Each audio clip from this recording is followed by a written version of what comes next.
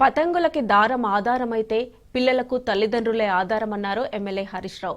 సిద్దిపేట జిల్లాలోని కోమటి చెరువులో ఏర్పాటు చేసిన కైట్ ఫెస్టివల్ను హరీష్ రావు ప్రారంభించారు. సంక్రాంతి సంబరాల్లో భాగంగా ఇవాల్టి నుంచి 3 రోజుల పాటు పతంగుల పండుగ కన్నుల పండుగగా సాగనుందన్నారు. పతంగికి ఆధారం ఏంటిది? దారం.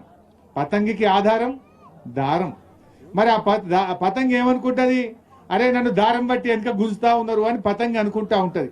కానీ ఆ పతంగికి తెలియంది ఏంటంటే ఆ దారమే ఆధారం. ఆ దారమే లేకపోతే పతంగి ఎగిరి గాలి ఎక్కడో కొట్టుకపోతుంది, అది పడిపోతుంది. అది అట్లనే పిల్లలకు తల్లిదండ్రులు ఆధారం.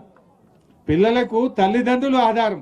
తల్లిదండ్రులు ఎప్పుడైనా పిల్లల్ని వాళ్ళు గ్రూమ్ చేసే పద్ధతిలో అప్పుడప్పుడు కొన్ని మాటలు చెప్తూ ఉంటారు. అప్పుడు అనుకుంటారు పిల్లలు, ఏంది మా నాన్న నా ఎంబడబడ్డాడు, మా నాన్న ఊకే నాకేదో చెప్తున్నాడు అని అమ్మ మీద నాన్న మీద పిల్లలు అప్పుడప్పుడు బాధపడుతుండొచ్చు.